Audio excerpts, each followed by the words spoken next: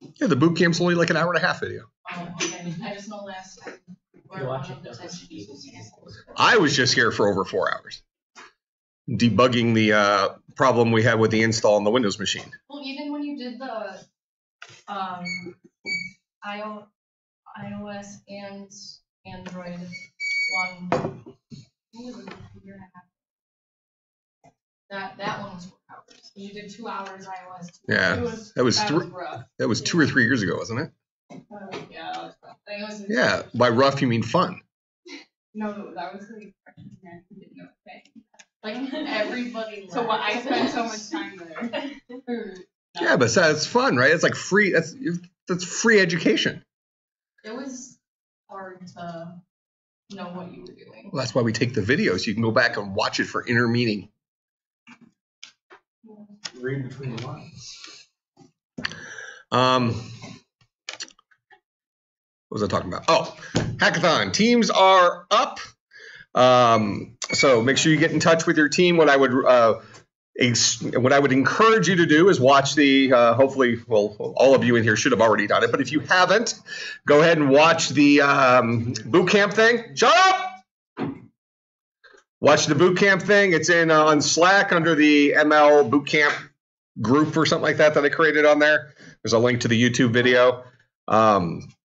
So I would get with your group and make sure you get TensorFlow installed on your machine. Quick hint, TensorFlow is actually really easy to install, assuming you get the right version of Python and it's the 64-bit client. It has to be the 64-bit client. In the so for Windows people, I gave you a link specifically in Slack for the exact thing to download. Download that and install that, then just run the pip install TensorFlow, and you're done. All right, that's it. Or you can spend 2.5 hours installing 11 different versions of Python, only to realize that the default on python.org is to download the 32-bit client. Yeah, don't do that. Follow my link. Go ahead. If I already have 32 for a different class, do I need to uninstall that before I install 64, or is this one of the things where it'll... I think it'll let you have both, but I'm not sure. If it were me, I would probably uninstall it and then install the 64 because I can't think of any situation where today where the 64-bit version won't do something the 32-bit version would do. I think really the only reason the 32-bit version still exists is that there are some older machines that can't run 64-bit code. So as long as you have a relatively recent machine that has a 64-bit capable processor, which you got to go back several years before you get out of that category, you should be able to run the 64. I don't think it'll break anything else. You definitely want the 64. 100%. You only want the 64. Specifically, you want the one that I gave you a link for. Yeah. In Slack. That'll do it. I'm just yeah, so anyways, the teams are up. There was one switch since that list put up, but it doesn't impact anybody in here except Tim, you lost Manic. He's not on your team anymore. Okay. He's on a different team. That's the only change. Okay. So just a little FYI. Okay, none of the other things changed. So what I'm going to do, the way so definitely watch the bootcamp video. That gives you an introduction to machine learning and an introduction to TensorFlow, kind of what that's like.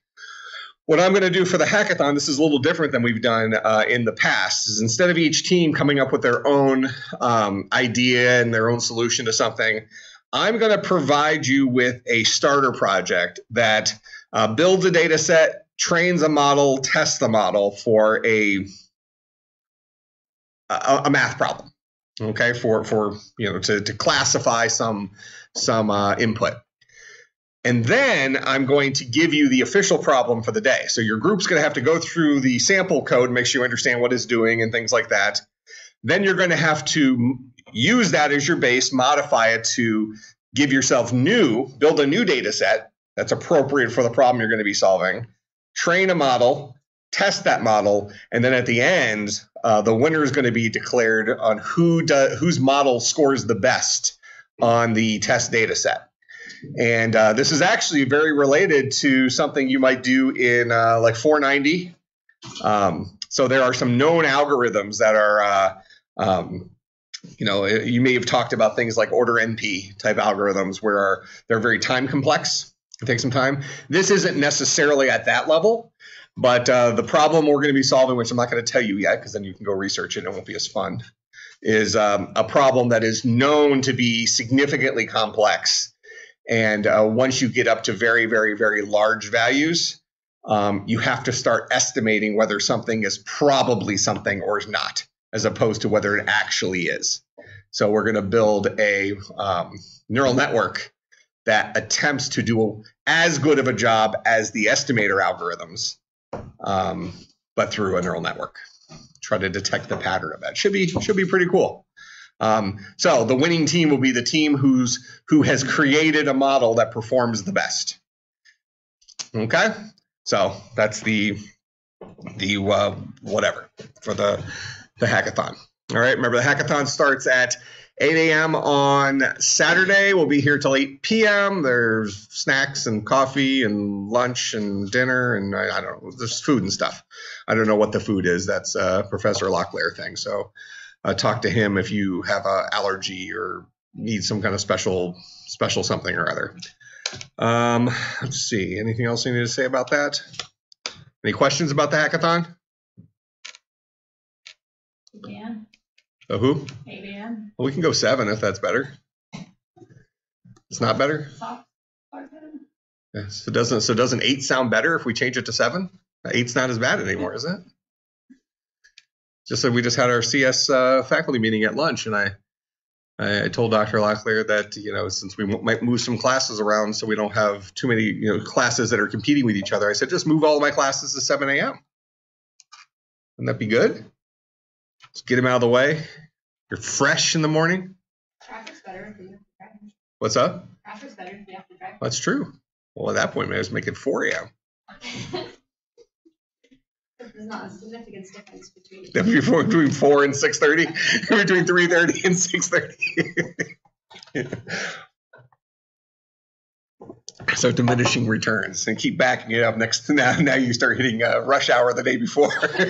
It's like class was so early, I hit the tail end of rush hour. And then also I put the list up for all the teams, so make sure you look at the list of teams. If you are not on that list, I am so sorry for you. Make sure you check out the penalty assignment as soon as possible and get started last week or a couple weeks ago probably. So I think this year's penalty assignment's even more fun than last year's. Still 10 pages though. No, last year was 12 pages. It's actually shorter. This year you have to read the entire book of Romans. Yeah. Sure, this is kind of life-changing assignment. Should be good. I think everybody in here though signed up. Okay. What am I doing? Oh. What class is this? And we did not have, I didn't finish pushing this apparently. And we did not have homework, right? The homework was to watch the boot camp video, which some of you didn't do, but we will do before Saturday morning. That type of thing. Okay, so let me open this.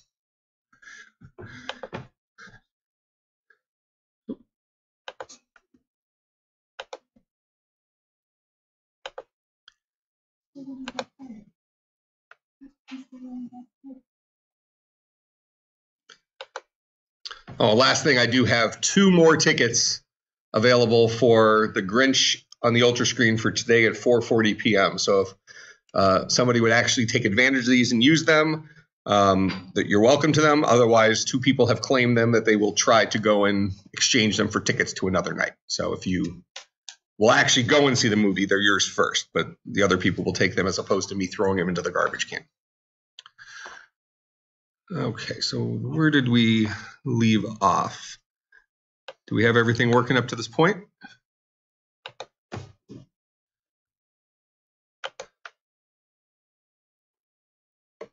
So we wrote our add I, sub I. So now we probably need to start looking at loads and stores. Sound pretty accurate? All right, so remind me again, what are loads and stores? What's the purpose of a load instruction and a store instruction? Go ahead. The purpose of a load instruction is to take something that was in memory and put it in a register. Okay. The purpose of store is to take something that's currently in a register. Okay, so we're bringing another resource into the equation here, right?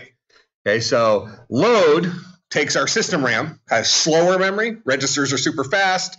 System RAM is relatively slow compared to that, but relatively fast compared to our hard drive.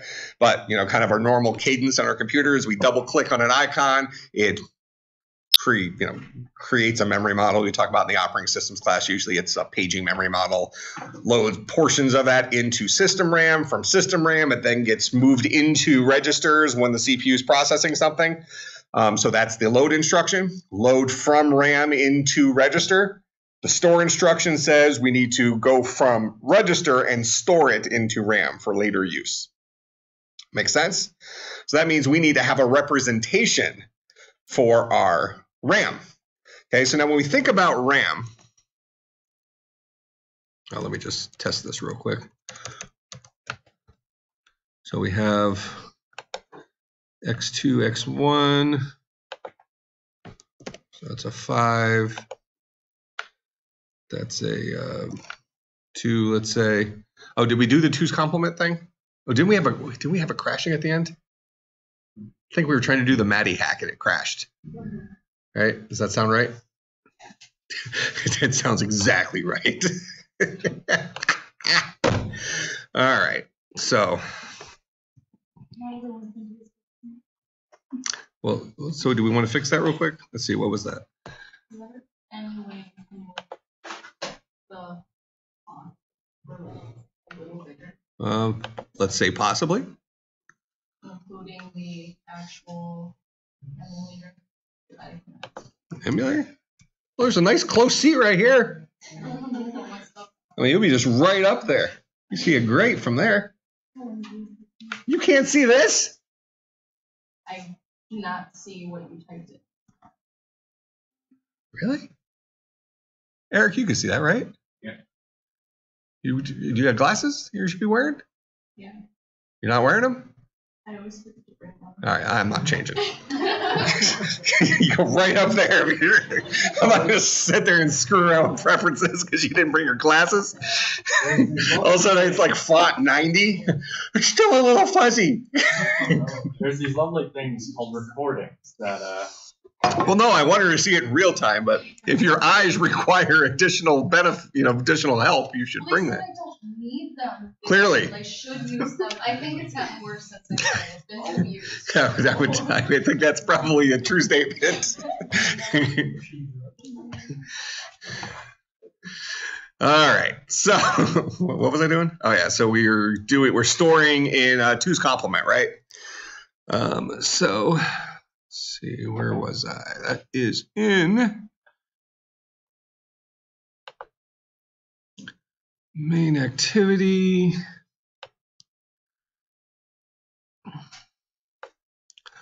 Then we go to register. There's our 2 binary string. All right, so if the value is less than 0, we'll go ahead and we'll get our binary, we'll get the value in binary. Then we're going to flip the bits. All right, and then right here is where we were trying to do the Matty hack. So this is integer.parseInt. Flipped and then radix 2, but that was weird why that would be a issue.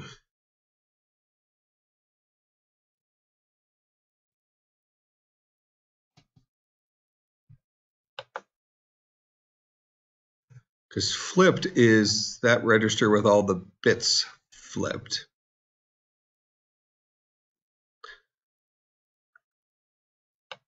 So a register has a value associated with it, right? And we went ahead and stored this bit size. We decided that our registers would be 32 bits by default, 32-bit registers. And So when we first build a register, we give it its name. We then also store its decimal register name and its 5-bit binary register name. That's for when we're going to create the actual machine instructions for something. We'll do conversions for that. Then we give it a default value. Later on, we can set the value for a register. So that just gives it a integer value stored as a full-blown decimal number. Nothing fancy, not converted to binary, anything like that. All right, so then we have a thing called 2-binary string. And what we do with the 2-binary string is if we are in a situation where we need to encode it in 2's complement, what we first did is we used our AR map. We have a decimal to n-bit binary. We passed it the value that we wanted, and we multiplied that by -1. So we're only in this if statement if our value is less than 0. So if we're looking at a negative number, okay, so if it's a negative number, we'll go ahead and multiply it by -1, giving us a positive number. Then we'll ask decimal to n-bit binary to give us the binary version, in this case, the 32-bit binary version of that, that number. Okay? Then we'll go ahead and we will flip the bits. All right, so once we flip the bits, so that's inside of register here. What does flip bits do? It takes in a string representation of a binary number.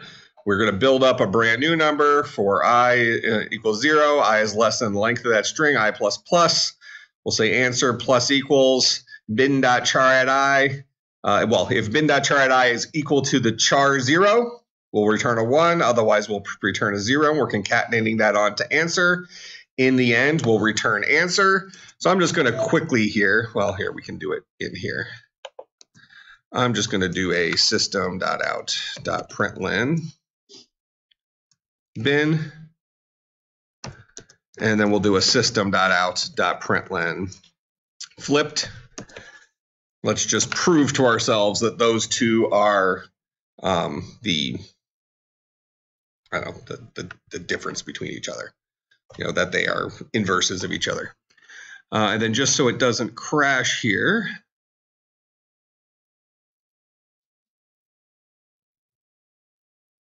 I'm just going to return this guy returns a string, so I'll return just the number 13 for no good reason other than I need a string representation of a number. All right, because I think this is the line it was crashing on. So let's just make sure that bin and flipped are legitimate values that are what we expect. Okay, so when does 2-binary string get called? It only gets called when we have a negative value in value. So let's go. I need to put a semicolon here. So this would be related to subtract. So that is inside of instruction. So it'd either be sub or sub I, either of those. So let's just look at sub I. So in sub I, we get our couple of registers. We get our immediate value, whatever. We set the value for our destination register equal to input to register get value minus the immediate value. So that's going to set our decimal value in there. That guy should work fine because we already know how to store the number -7 or something like that. All right, so when are we actually trying to get the next string? I think we created a register detail screen, right? Where we passed the register in. So here's our register detail screen. So this guy knew what the register was, and we set that guy. So last time we were talking about extras and whether or not to use extras or a singleton, right, for passing information. So here's us getting the register. Here's us setting the text for it, where we're getting the value. And then the binary value, this is the 2-binary string of the register get value. So this is where we may send in a negative number, right? We may send in a negative number there. So if we send in a negative number to 2-binary string, that's in here. Then we get into this code here where we should get a binary and a flipped version of that. And we'll just return a 13 for no good reason. So let's just see what actually prints out here from those guys. Okay, so I'll go back in here. Let's go ahead and run this dude.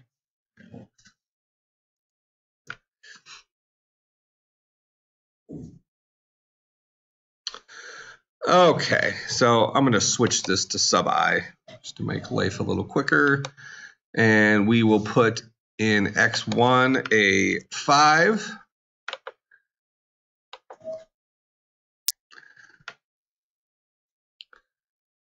And we'll put in, so it's x2 minus x1, right? No, x1 minus x2. Subtract x2 from x1. So I'll make this a 10, so that should give me a negative 5 in x0. Execute that. Let's look at my registers. There's my negative 5. All right, so now when I click on x0, this is going to go into my detail screen. Okay, and there's my 13 that I hard-coded as my return value there, so that's obviously not right. But let's go look at the logcat.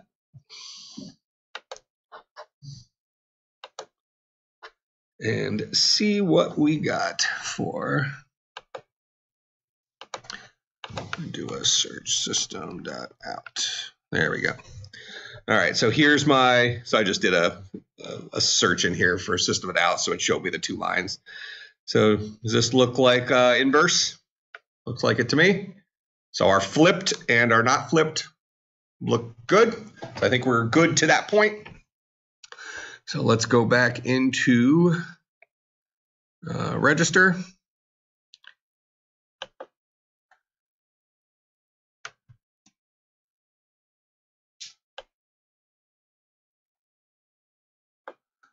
And I'm going to go ahead, I just want to print out this value.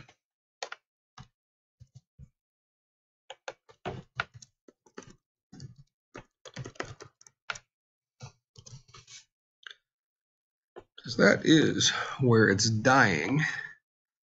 And I don't know why.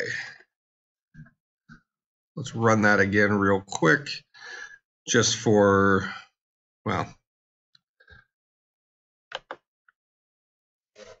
I'll just set x2 and x1 both. So I'll set it to 5 and 10. So there's my 5. There's my 10. Save that. Execute. Now x0 should be negative 5. Click on x0. All right, so it crashed. And here is that output, but let's see what that error said.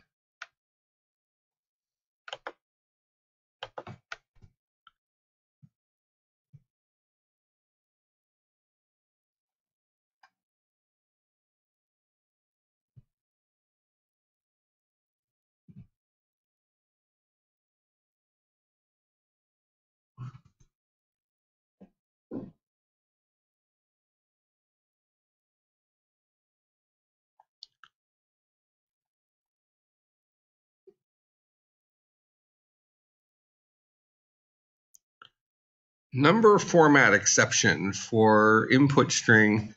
Oh, I wonder, does it need to have a B in it? Let me just test something here real quick.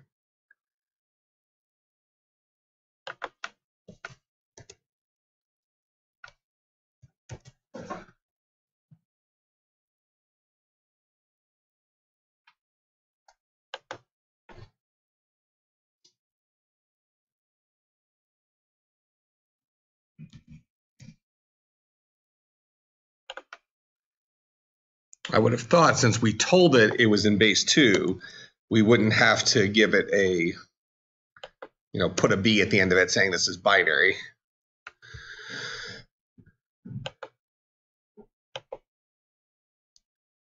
It's possible that I have, there's my negative 5.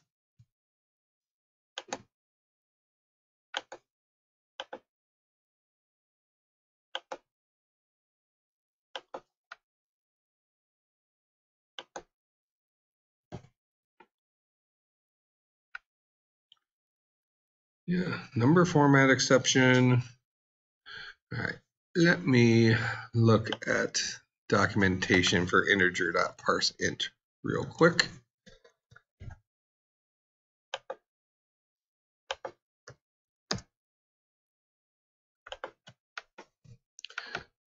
And perhaps using the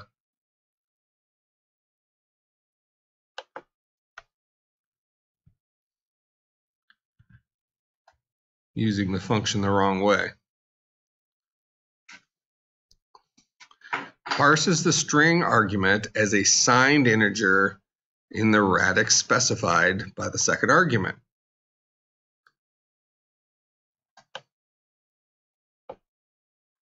Well, why would that have issues? It's a whole bunch of ones and zeros, right? And I said it's in base 2. So, I mean, we just added the b. So without the b, that's a whole bunch of ones and zeros. Oh, it's too big. The number's too big. It won't fit in an int. What's the biggest value that fits in an int? 2.1 billion. So this is the ones place, twos, fours, 8s, 16s, 32s, 64s, 128, 256, 512, 1024, 2048, 4096, 80. Blah, blah, blah, blah, blah, blah, blah, blah, blah, blah, blah.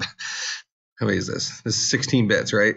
1, 2, 3, 4, 5, 6, 9, 10. Oh, this is 32. No, it should be okay still. 1, 2, 3, 6, 7, 8, 9, 10, 11, 12, 13. Yeah. And an int is 32 bits. So 32 ones. Here, let me just try something here real quick.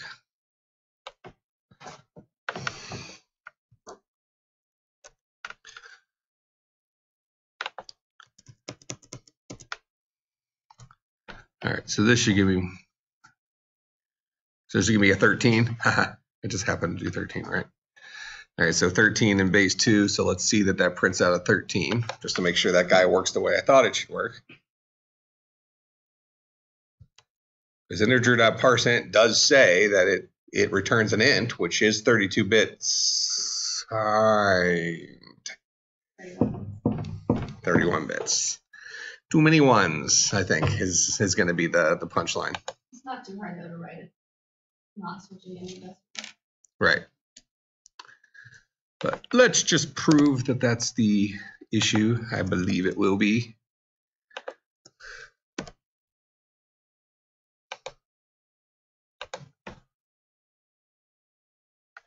Oh, I don't know why I set that to -5, but I guess it doesn't really matter. No, I can just, why was I doing all this math? I could just set it to a negative number.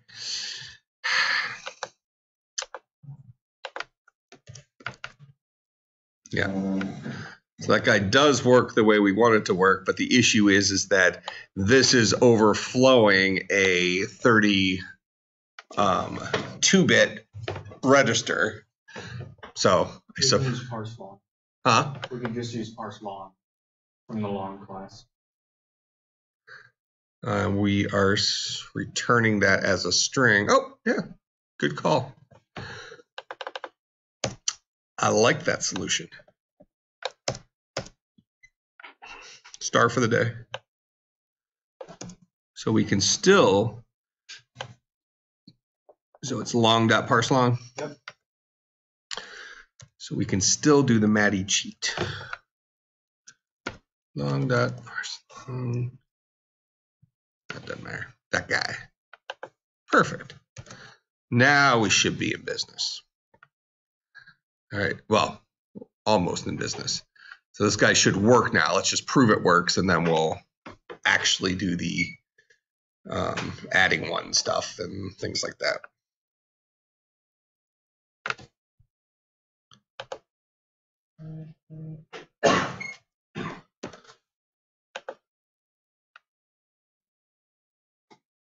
Save. Okay.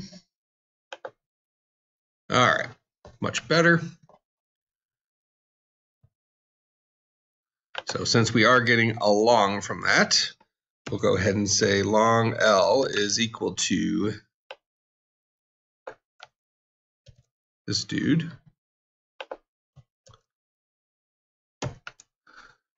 Then we'll say L plus equals 1. So now we've added 1 to it.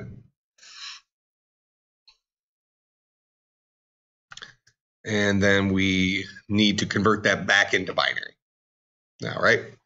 Okay, now we currently have this guy right here, our decimal to n bits, technically takes in a long, or takes in an int. We needed to take in a long, but I think, or just make that one guy take in a, just make that guy take in a long.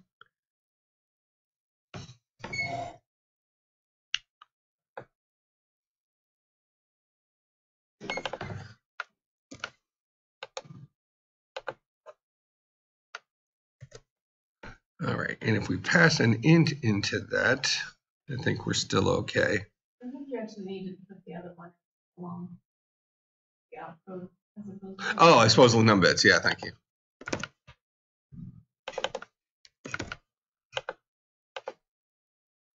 So this opcode's coming in as an int. It seems to be fine passing an int to a long, so I think that'll just fix it. Otherwise, if you try to pass a long to an int, you'll get a warning that there's a possible loss of precision. But since we're going the other direction, we're fine. So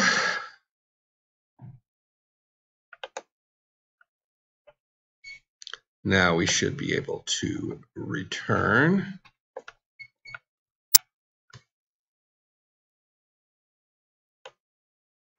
We'll just put it in a variable. String 2's comp is equal to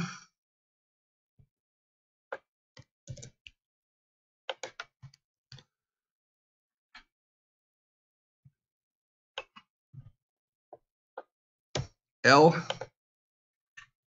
with our given bit size, and then return 2's comp.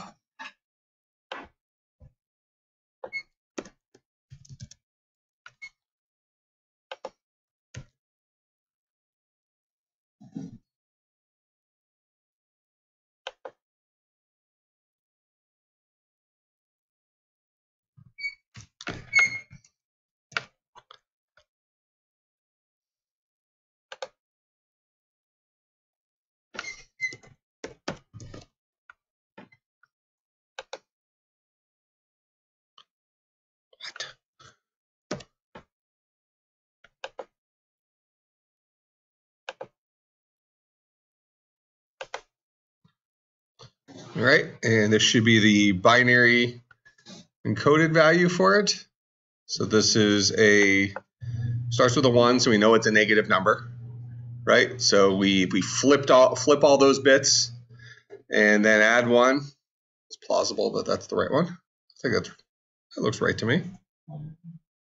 101 is out, so. Yeah, so this is going to be 100 plus 1 is 101. Yep, so we're good. Okay. So it looks like we're correctly storing in 2's complement, so we passed that hurdle. Now let's go talk about memory. Okay, so let me open up this guy.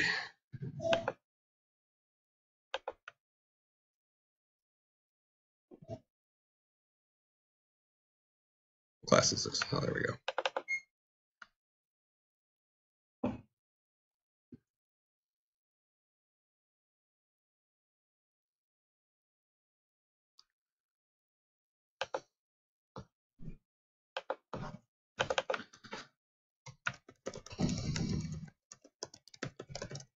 All right, so what does memory look like? So we think about our system memory. How can we visualize that? I mean, we're going to want to create an interface that kind of looks like memory. How do we do that?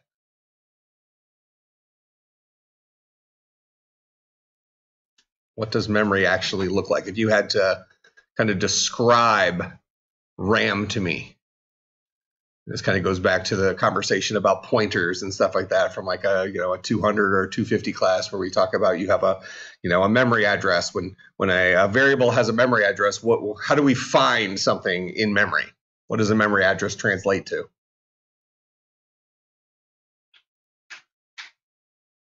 Go ahead. memory is kind of like a series of 8-bit blocks, each block named by its place in the series. So block 1, block 2, block 394. Okay, so it's a an indexed collection of blocks in a row. Mm-hmm. Okay. Do we have a name for that in any of our programming language stuff? For a collection of like things that are all stored in a row? Are you thinking maybe an array? I am definitely thinking about an array. I am definitely thinking about that. Okay, so system RAM is kind of like an array, right? And as you mentioned, that maybe we each step is a byte, possibly, right? So we could take bite-sized steps where maybe 4 steps is actually a 32-bit value, 4 bytes. Something along those lines. So what's actually stored in a particular byte? So this is where things get a little weird for how we want to represent it. So if we kind of draw it here, actually, this guy might actually be pretty good representation for memory.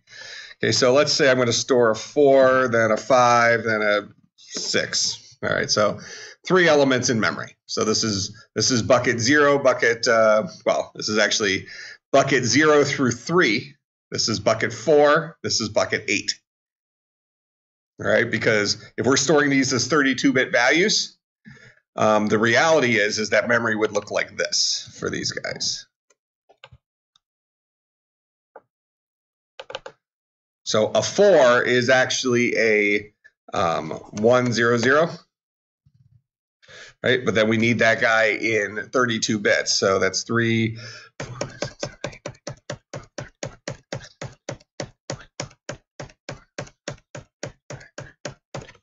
32.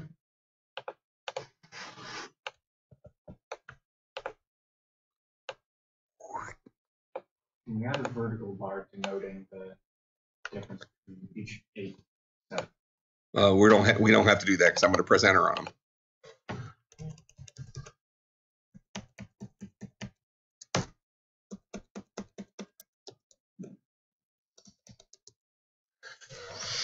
So that 4 is actually in 4 buckets of our memory in 8-bit chunks.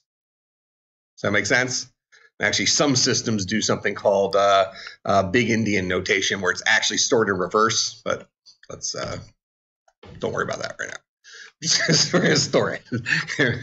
That's more of a performance thing. So, so reality is we think of it as a 4, but actually this 4 takes up 32 bits.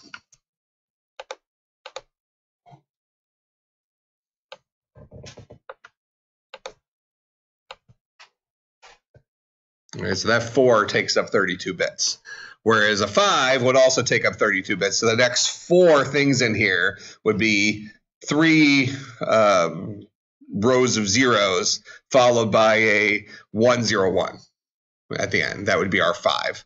So if I want to copy that, let's just represent it exactly.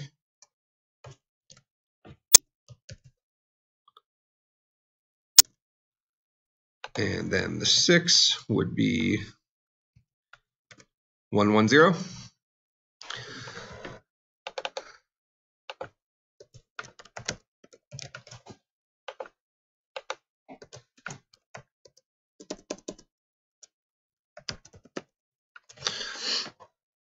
Okay, so the reality here is that if our memory has a 4 stored in it, then a 5 stored in it, and a 6 stored in it, and let's just say this is index 0, treated as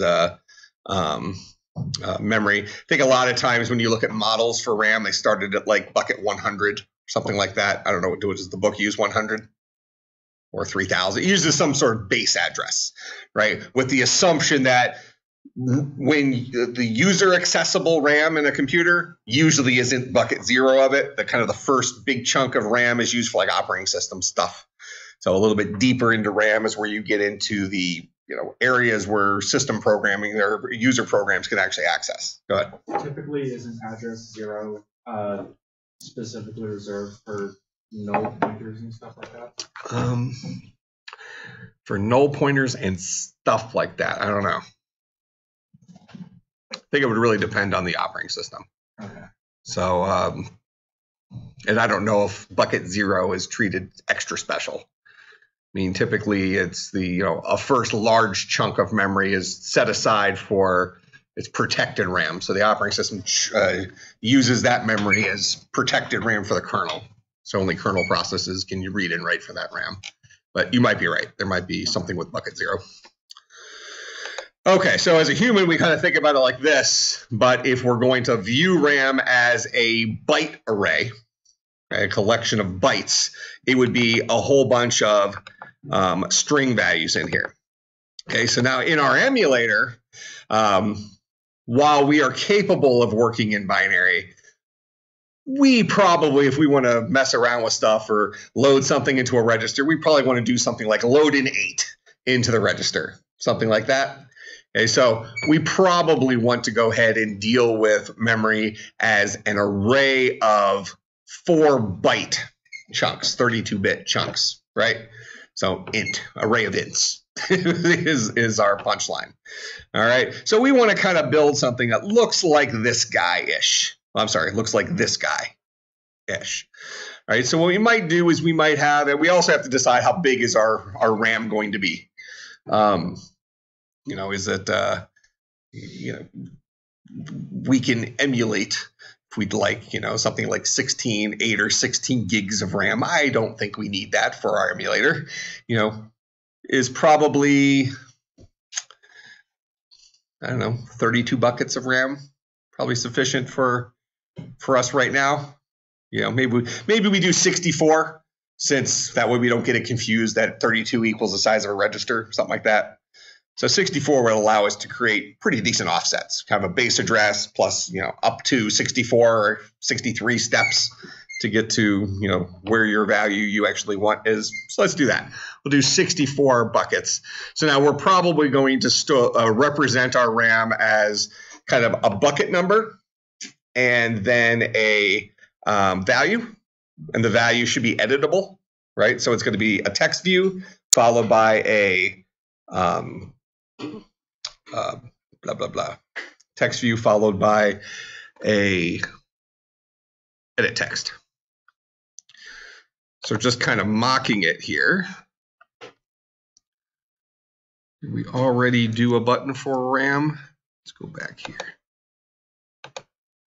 Yeah, we have a memory button, but it doesn't take us anywhere yet. So we need to create a memory screen. So we already have a register screen. So we're going to come in here.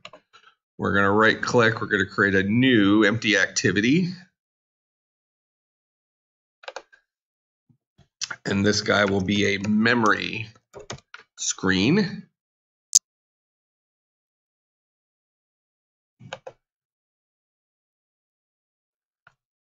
Okay. And real quick on main activity, did I already build my function that takes me to that guy? I did not. So we'll go ahead and write public void memory button pressed UV. And then in here, I'll create an intent.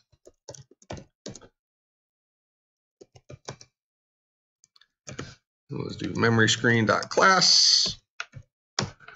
This dot start activity. All right, so that guy should take us to that screen. Let's just hook up the button and test that real quick. Where's my main?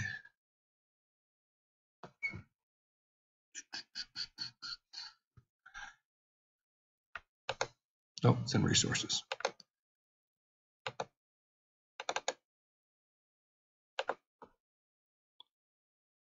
On click, memory button pressed.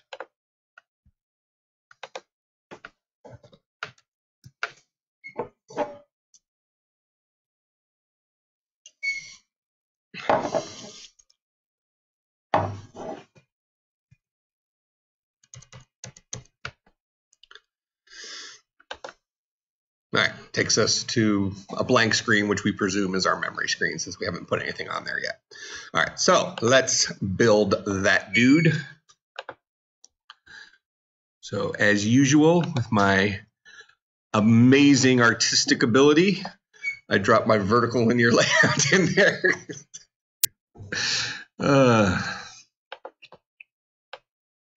Then I drop my text view. I'm going to set his gravity to center horizontal. I'll increase the font size to 24. And we'll say memory. All right. All right, so now underneath here, we're going to have probably a scroll view that's going to have a whole bunch of stuff inside of it. And maybe at the very bottom, we're going to have a button for save. And we want the button to save at the bottom, or we want the button to save right underneath memory. Maybe it doesn't necessarily matter, but bottom.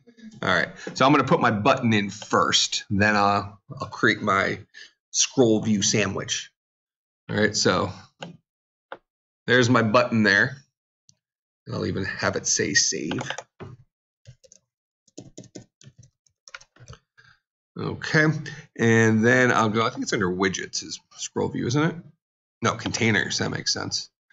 Containers, scroll view. So I'll grab my scroll view and I'll sandwich it right between those two guys. Now right now my scroll view has a height set to match parent. I'm gonna actually set it to wrap content. All right, that way it's not pushed off the screen. Now, let's think about this though. If I get too much stuff in there, will it push the, I'm going to put some stuff into my linear layout inside of that guy for a second.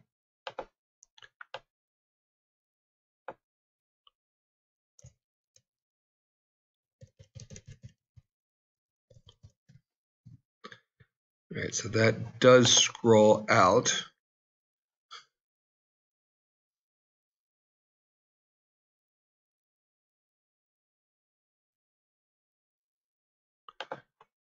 So with that in mind, we might want to just save ourselves a headache and put the save button at the top.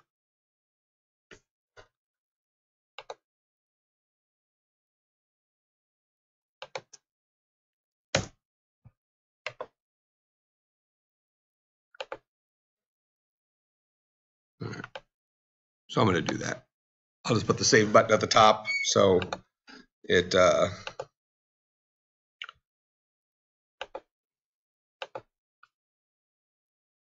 we can fill this guy up. All right, so we're gonna leave the scroll view there. I'm gonna go ahead and actually give myself access to this linear layout. That way I can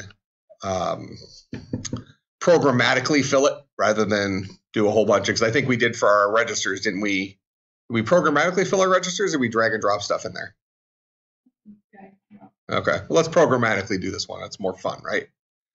All right, so I'm going to need access to this vertical linear layout that's inside the scroll view, because that's the dude I'm going to be throwing stuff into.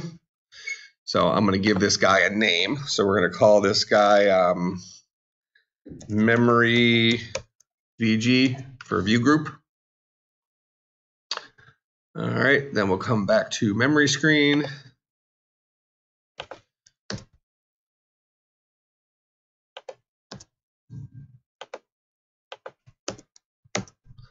All right, and let me go ahead and give myself access to that guy. So private view group, memory VG. This dot memory VG is equal to the view group version of this dot find view by ID, r dot ID dot memory VG. All right, so now we decided we were going to put 60, be able to hold 64 ints. So I want to do 64 things. So for int I is equal to 0, I is less than 64, I plus plus. All right, now each time through, what we're going to do is we are going to create, for starters, let's just make a bunch of edit texts. So we'll just put a stack of edit text in each other, but we won't have them necessarily labeled as bucket 0, bucket 1, bucket 2. So we're going to have to go and fix that. But we'll start with an easier way of doing this. Okay. So I'm going to just create an edit text, and I'm going to maybe set the hint to, the current bucket number or something like that. So I'm going to give myself a variable here, edit text temp. So I'll say temp is equal to new edit text built using this context. And I say temp dot set hint to, we'll call it bucket I. We'll say temp dot set text to the empty string. I don't know if it's by default the empty string or if it says text in there by default, but now it'll say nothing by default. And then we'll go ahead and add this guy to our vertical linear layout. So this dot memory VG dot add view, and we will add the view temp. All right, so this should go ahead and add 64 edit texts to our vertical linear layout, which lives inside of our scroll view. Is the theory here, and that all happens when this guy is created.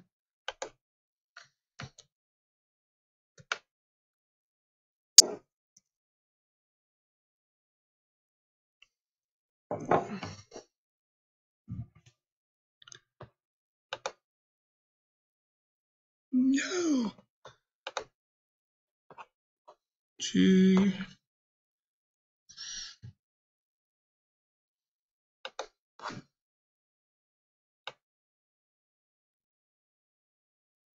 Oh, this is still.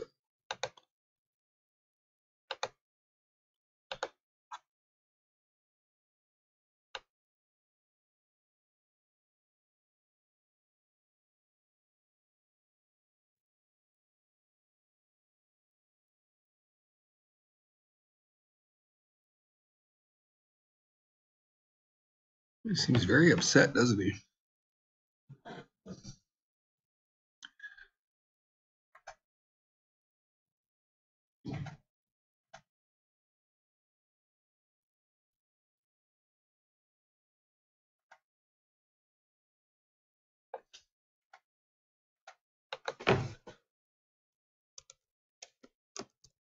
All right. Line 23, the memory VG.add view temp is the line it did not like.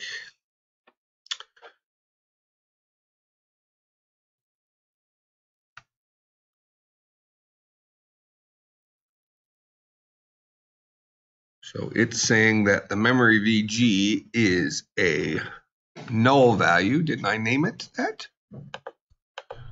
Did I not hit enter on it? Memory VG. That's its name.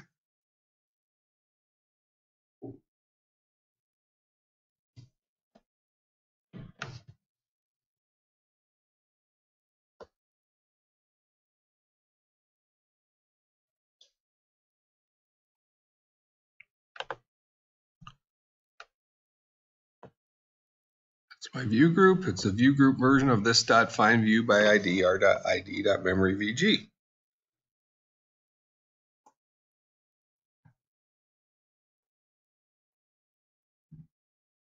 Temp has a value. Memory VG has a value. It's complaining that I'm trying to call add view on a view group that's set to null. Let's run it once more and just make sure it wasn't a weird launching hiccup where it hadn't inflated the interface yet or something. Note, definitely didn't like that.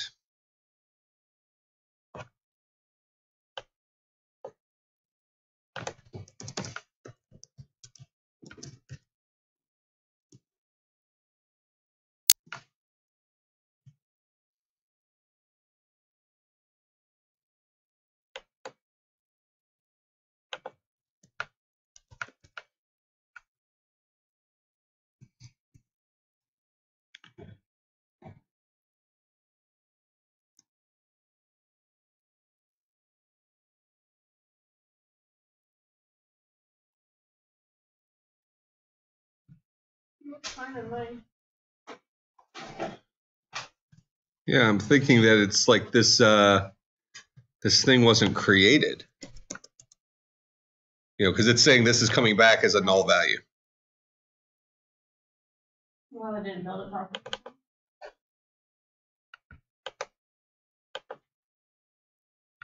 Let's make Gradle work for it.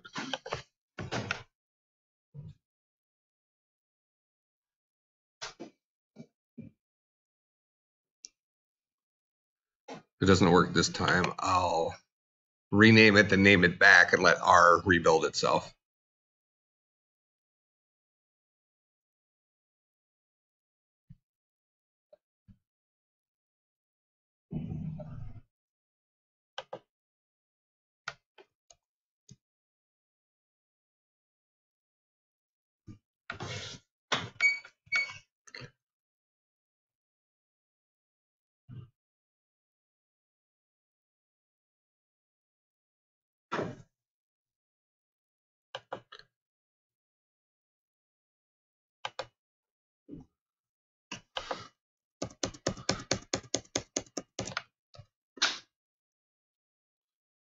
You definitely gave him a name there.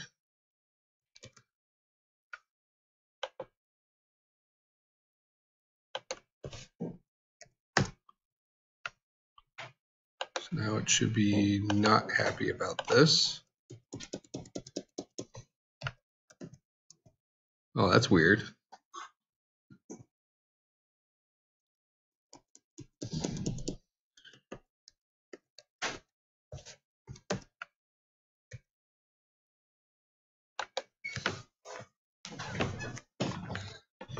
For private view group, it's you're still calling memory VG if the original. Yeah, it doesn't matter. It's just my local variable name.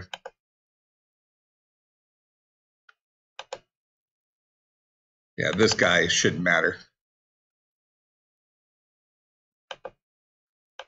But why?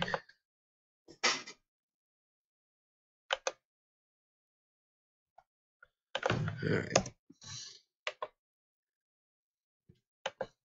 We're going to assume that that scroll view is just busted. Drop a brand new one in here.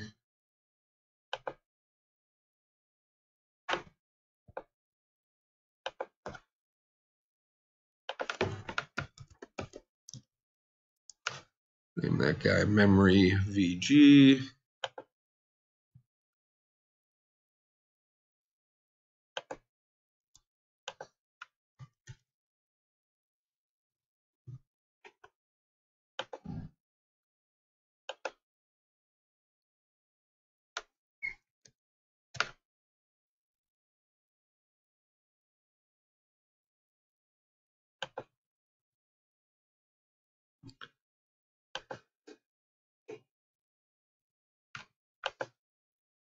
It's this line right here. It doesn't like.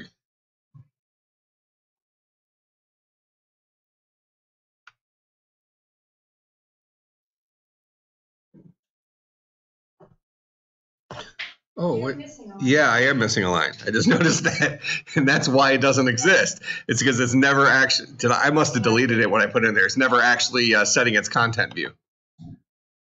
There, we'll just grab it from this guy.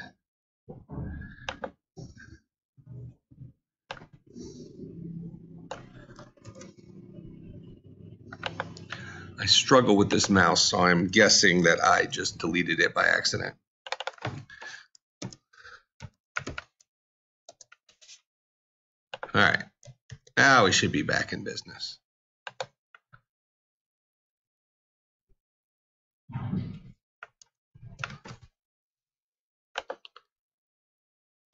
There we go. All right, so we have our 64 buckets here, and these guys are clickable and all this jazz. Okay, but we probably want to actually label them with indices next to it so we can see something. So the way we might do that is we might create a horizontal view group, and then we might throw a label in there, and then we might, well, throw a text view and throw our edit text in there. And the text view has the bucket number, 0, 1, whatever, and then the edit text would have the, you know, the value. So let's do that. So we'll say text view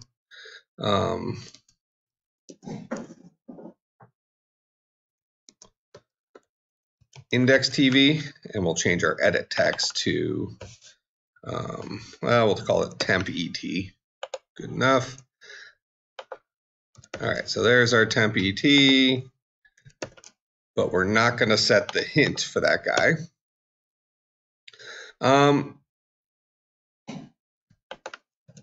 We could, do we want to default the value to like a 0? Like memory is zeroed out by default? That makes some reasonable sense, doesn't it? All right, so we'll do that. All right, and now, what's this? That sounds nice and volatile. Yeah. Let's do it. So we'll say view group, horizontal VG.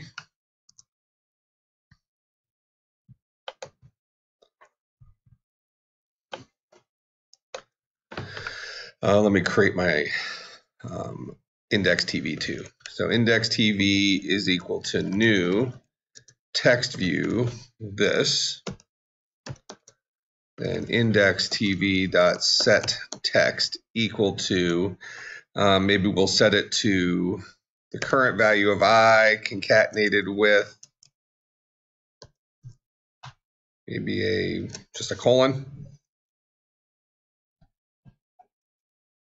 Maybe a little arrow would look pretty. Oh yeah, I think that's gonna be great. All right. Then we need our horizontal vertical. So we're gonna do horizontal VG is equal to a new linear layout. Now, hold on a second. I want to test something here real quick.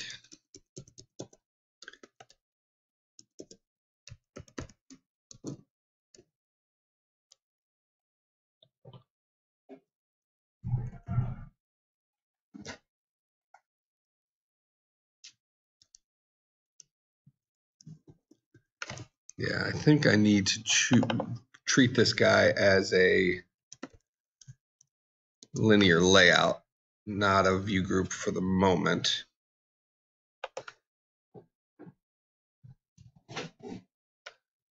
So I'm going to say horizontal view group is equal to a new linear layout, also in this context.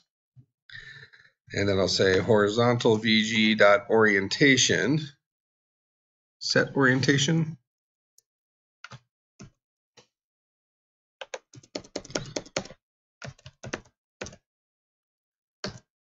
All right, and this guy wants an orient, so linear layout dot horizontal. So that is the orientation. And then we'll say horizontal VG dot add view, and we will add the text view first. So that's index TV. Horizontal VG dot add view temp ET. So we've added our two things to our horizontal view linear layout we just created. Now we need to add the horizontal linear layout to our memory. So this dot memory VG dot add view horizontal VG.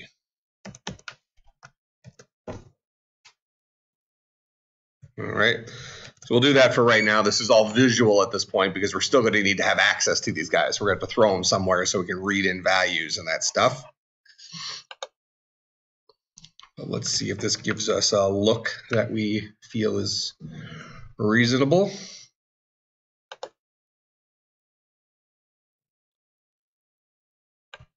All right. So I don't know, it doesn't look quite as awesome as I thought it was going to look, but it does. It looks like the way I wrote it. Is that what we're going to call this? Okay. So it's got some indexes and things like that. Yeah. So we could always set like the layout weight for these guys. So what is that? So layout weight, we can do like 0.33 and 0.67, I guess.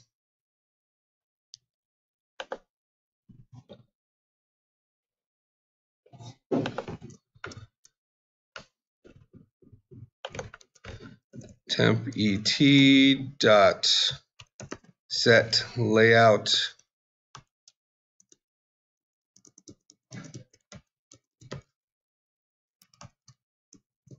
can I set it directly? No, can't set it directly. I have to do it by giving it a brand new layout thing, and I don't want to do that. Okay, so we'll leave it at that for now. I'll go ahead and take this little arrow out because that actually just did not look all that great. So just put a colon in there and a space. And we will come back on Tuesday. We're going to store these guys. So I'll put a little comment in here.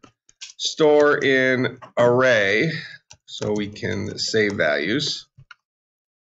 That way we can write our loads and stores. Questions, comments, concerns, bribes. Remember, I have 2 additional tickets for the 4:40 p.m. showing of Grinch today at the Ultra Screen. If you will use them to see the movie, they're yours for free. If not, like I said, there are 2 people who are willing to take them and try to exchange them for a movie a different day. So